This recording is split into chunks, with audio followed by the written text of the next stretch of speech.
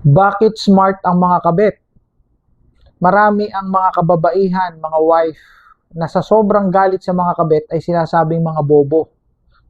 Pero alam nyo ba na majority sa mga kabit ay mga smart? Ipaliliwanag ko sa inyo kung bakit smart ang mga kabit.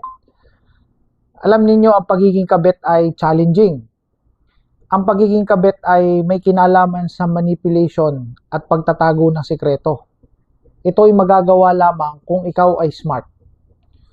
Kailangan ng matinding pag-iingat, pagpaplano, at kailangan mabilis kang mag-isip. Bakit? Kasi kailangan mo mapanatili ang inyong relasyon na tago. Naka-stealth ka, ika nga, no? Yung hindi ka makikita, stealth ang datingan mo. Covert ang datingan mo. Patago, pailalim, pakubli. Kung ikaw ay bopols, huli ka. Pero dahil nga, smart ang mga kabit, majority hindi nahuhuli. Malupit, matindi. So, narito yung mga ilang dahilan kung bakit smart sila. Una, diskarte sa pagsisinungaling. Sanay silang gumawa ng mga kwento o alibay na talagang kapanipaniwala. Mukhang kapanipaniwala. Another one, meron silang tinatawag na cognitive empathy. Kapag ang isang tao ay healthy, mag-isip, meron siyang tinatawag na emotional empathy. Ito ang nawawala sa mga narcissist. Itong emotional empathy.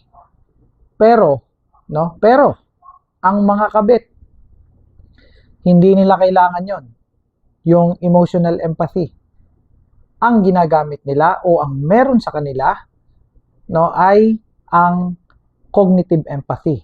Yan ang meron sa mga narcissistic na mga kababaihan ng mga kabit. Okay? So, yun ang dating nun. So, ano namang importantness nito? Bakit nasabi nating smart pag ganito?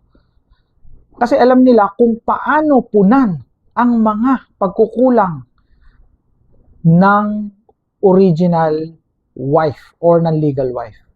Alam nila yun. Ina-analyze nila. Halimbawa, nakita niya na mataba yung wife, sexy siya, lalo siya magpapasexy. Nakita niya na yung wife hindi masyadong nagpapapaligo. Mukhang wasted, mukhang dugyot. Ang gagawin niya, magpapaganda siya, magpapabango siya, at magdadamit siya ng mga daring.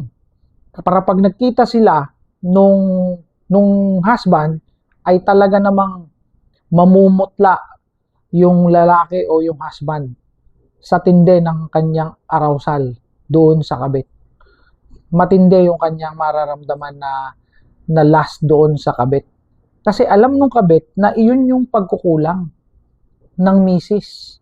So, kung hindi smart, hindi niya maiisip yun. Hindi maiisip yan ng mga kabit. At bukod doon, nagiging maunawain ang kabit at pinakikinggan niya yung mga kwento o yung mga gustong sabihin ng mister. Kasi alam niya na yung wife niya, yung legal wife ay walang time, na magkameron sila ng emotional connection dahil busy sa mga bata. May work pa, halimbawa, yung misis.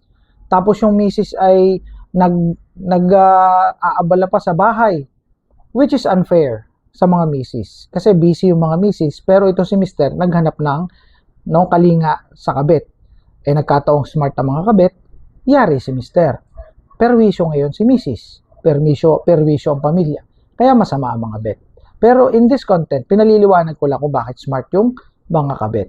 So, ang tawag dyan is cognitive empathy. Mataas ang cognitive empathy ng mga kabit.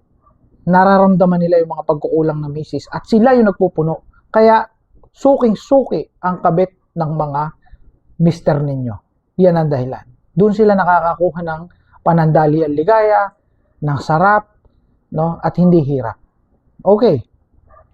Last but not the least, maingat magplano ang mga kabit.